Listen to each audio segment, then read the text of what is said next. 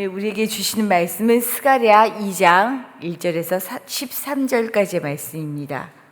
오늘 말씀은 스가랴에게 보여주시는 8개의 환상 가운데 세 번째 환상입니다. 이 환상을 통해 하나님께서는 당신이 친히 예루살렘에 거하시고 불벽으로 두르실 것이다. 그러면서 성벽 없는 예루살렘이 번영케 될 것을 약속하십니다. 사실 불순종으로 심판을 경험했던 예루살렘입니다.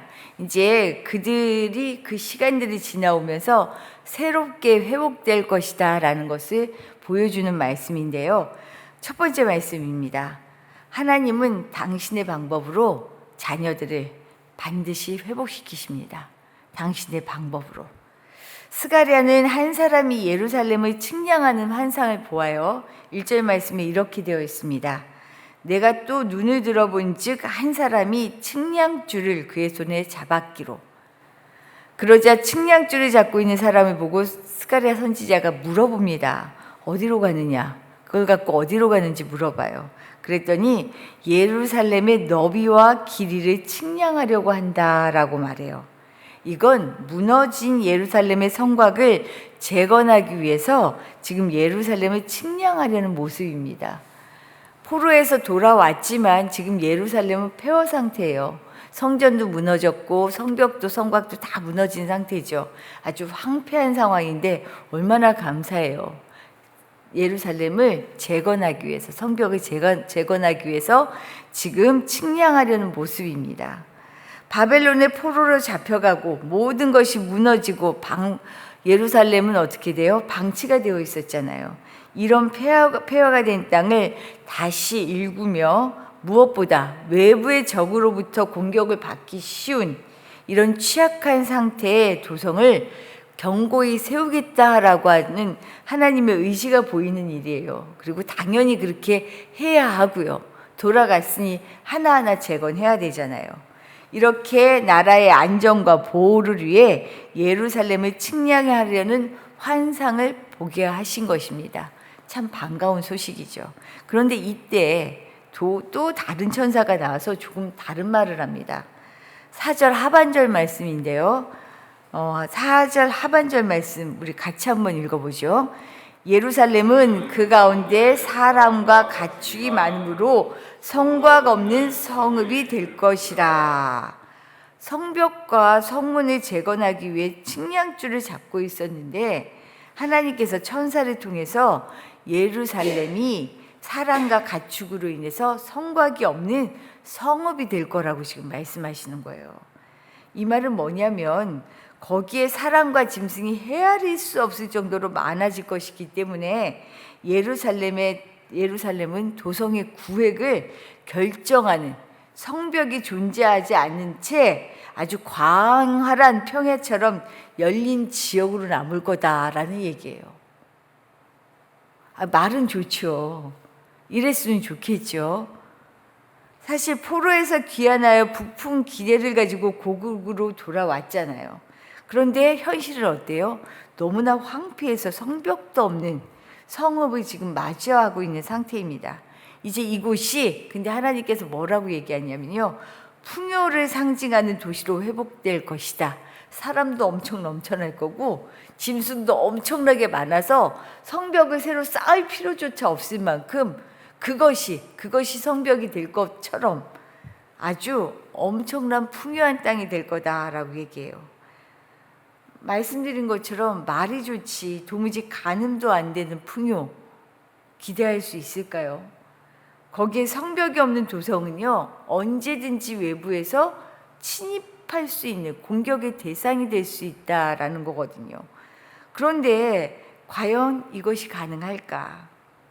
겨우 바벨론으로부터 돌아와서 하나하나 어떻게 보면 실질적으로 일들을 만들어 가야 되잖아요. 하나하나 성벽을 쌓아가야 되잖아요. 이게 우리의 안전이고 우리의 힘이 되어지고 보호막이 되어지는 것인데 이거 필요 없다라고 지금 얘기하고 계셔요. 그런데 5절 말씀을 통해 하나님께서 당신의 계획을 전하십니다. 뭐라고 얘기하시냐면요. 여호와의 말씀에 내가 불로 둘러싼 성곽이 되며 그 가운데서 영광이 되리라.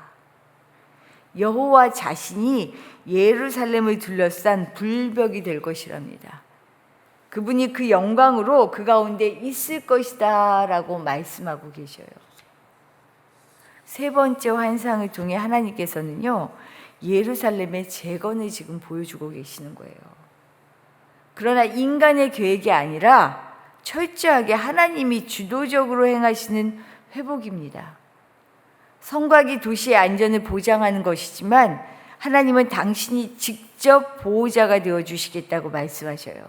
내가 피난처가 되어주겠다. 내가 그 늘 영광 가운데 함께 할 것이다 라는 것을 약속하고 계셔요.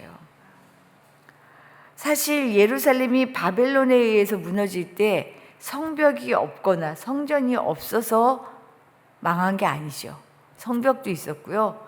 그토록 믿었던 성전도 있었어요. 그들 가운데 그럼에도 불구하고 예루살렘이 무너진 것은요, 그 가운데 진짜 하나님이 계시지 않았기 때문이에요. 주여 주여 불렀던 그 성전 안에 이미 하나님은 떠나 계셨어요.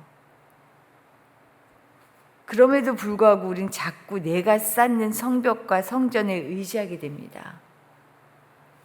내가 불벽이다, 내가 성전이다 말씀하시는데, 맞고요. 그럼에도 불구하고 성벽은 있어야 되지 않겠어요? 라는 게 우리 심정이잖아요. 보여지는 성벽이 우리에게 필요하잖아요. 세상에서 필요한 물리적인 안정장치가 그래서 하나님보다 더 소중하고 힘있게 보여지는 게 우리 현실이잖아요. 그러나 하나님은 지금도 우리 삶의 우선순위를 분명히 하고 계셔요. 우리의 안전은 어디에 달려 있어요? 주님의 임재에 달려 있습니다. 이 약속으로 훗날 느헤미야를 통해서 성벽을 재건하시죠. 그런데 중요한 것은 하나님의 일하시는 순서예요. 일하시는 순서. 우리 피난처가 누구라고요? 우리의 성이 누구라고요? 우리의 산성이 누구예요? 하나님이에요. 우리가 가지고 있는 세상이 말하는 힘이 아니라는 거예요. 이것을 믿고 나아갈 때 하나님께서는 그 다음을 책임져 주신다는 거죠. 우리 삶의 근거가 하나님이 먼저임을 분명히 알고 살아갈 수 있기를 축복합니다.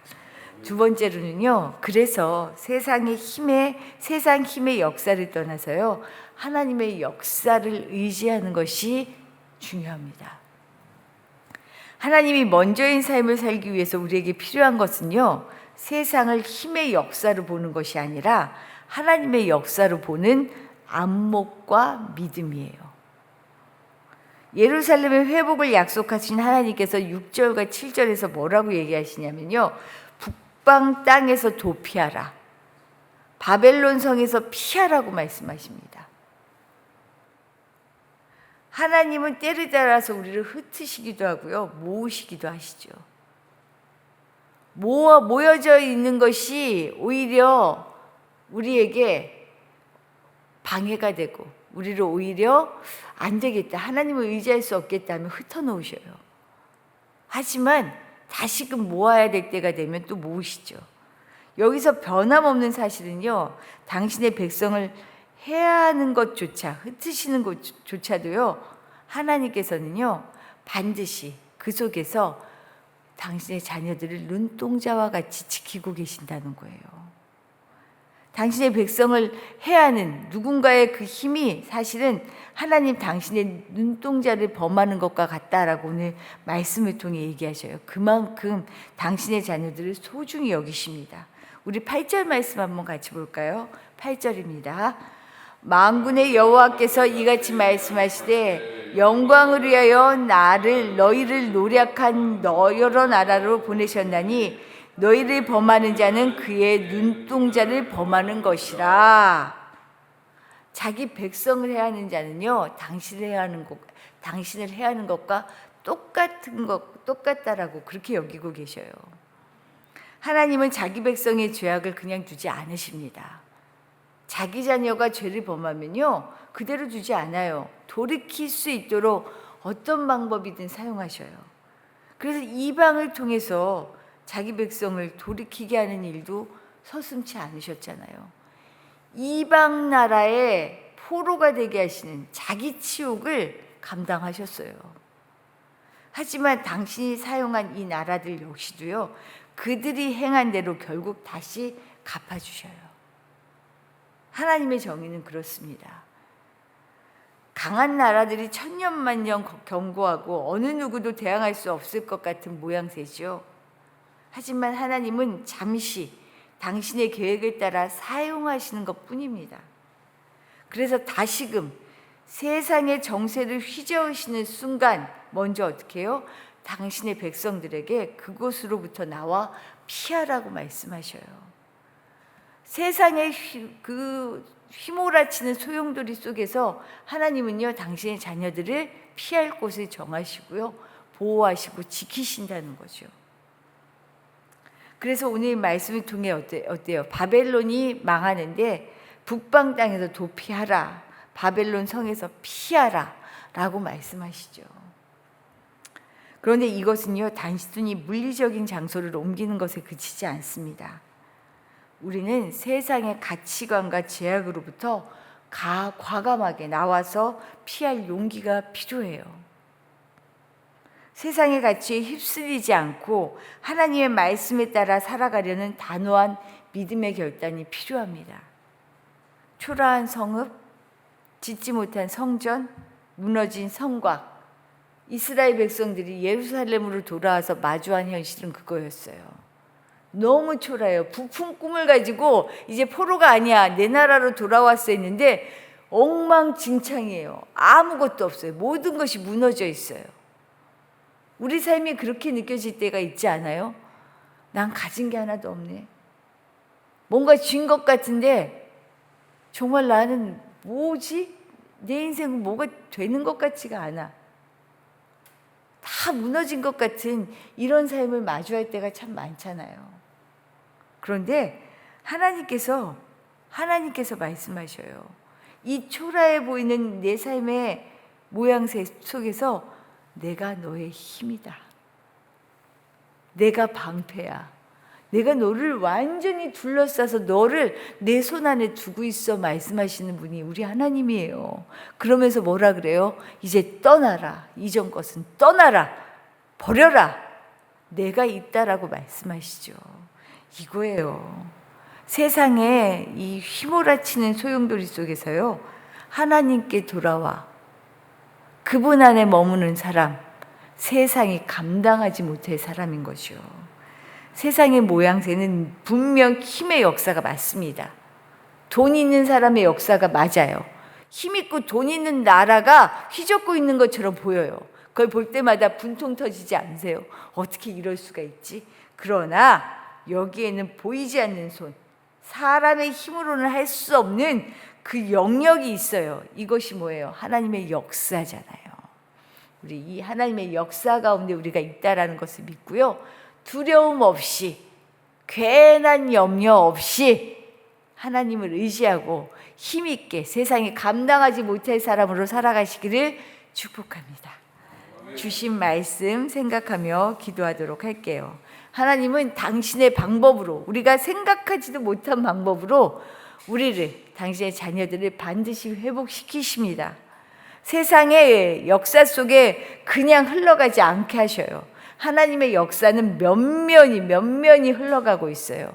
이것을 믿고 우리가 세상의 가치가 아니라 하나님의 가치 속에서 하나님의 역사를 믿고 나아가는 사람 되게 해달라고 기도하시기를 부탁드립니다. 이 나라가 그렇게 되었으면 좋겠어요. 이 나라가 하나님의 손에 이끌려서 정말로 세상의 힘이 아니라 하나님의 힘으로 그 보호 속에, 능력 속에 세워지는 나라가 되게 해달라고 기도해 주시기를 부탁드립니다. 더불어 우리 내일 우리 교회 예배를 위해 기도해 주세요. 8월 한 달간 휴가도 있고 여러 곳으로 흩어진 우리 교우들이 늘 안전하게, 그렇지만 예배 가운데 함께 모일 수 있도록 우리 주님께서 우리의 예배가 정말로 주님의 임재가 있는, 우리 주님을 만나는 그 힘으로 살아갈 힘이 충만해지는 그런 예배가 되도록 하나님 영광 받으시는 예배를 위하여 함께 기도해 주시기를 부탁드립니다. 기도드리겠습니다.